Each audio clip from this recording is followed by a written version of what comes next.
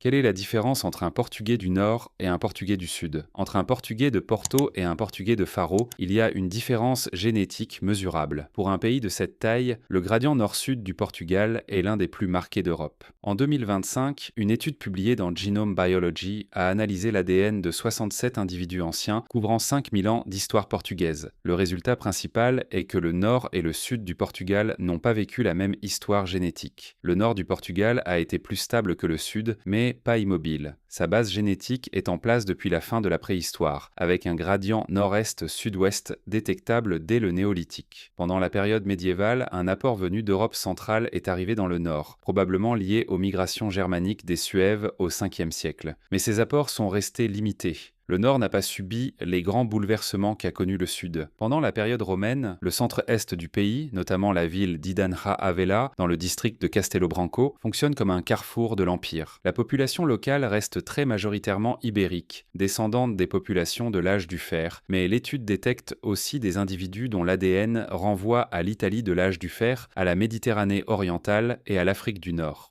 Concrètement, ce sont des marchands, des militaires, des fonctionnaires, des esclaves déplacés à travers l'Empire qui s'installent dans la péninsule. L'Italie elle-même contribue à l'ADN du Portugal romain, ce qui est attendu vu que c'est la métropole de l'Empire. À cette étape, le contraste nord-sud est moins net que ce qu'il deviendra plus tard. Ce qui se voit, c'est surtout le brassage urbain de l'Empire, pas une fracture régionale. Le vrai basculement entre nord et sud vient ensuite. Pendant la période musulmane, entre le 8e et le 13e siècle, le sud du Portugal reçoit un apport nord-africain. Aujourd'hui, cette composante nord-africaine atteint un peu moins de 10% de l'ascendance totale en moyenne dans le sud du Portugal, contre des niveaux beaucoup plus faibles au nord. Cet apport reste stable même après la Reconquista chrétienne, ce qui suggère que la reconquête n'a pas remplacé la population du Sud, mais a simplement transformé le pouvoir politique. L'étude a aussi détecté des traces d'ascendance juive persistantes dans la période post-islamique, signe de la présence de communautés juives et de conversos dans le pays, notamment avant et après l'expulsion de 1497. Au final, le Portugal, malgré sa petite taille, porte un gradient génétique net entre un nord plus homogène, proche du profil européen ancien, avec un léger apport germanique médiéval, et un sud aussi très majoritairement européen, mais plus marqué par des apports méditerranéens et nord-africains de la période romaine et musulmane. Ce gradient est en place depuis des siècles et reste lisible dans l'ADN des Portugais d'aujourd'hui. Si vous ne voulez pas rater la prochaine vidéo sur la génétique des peuples,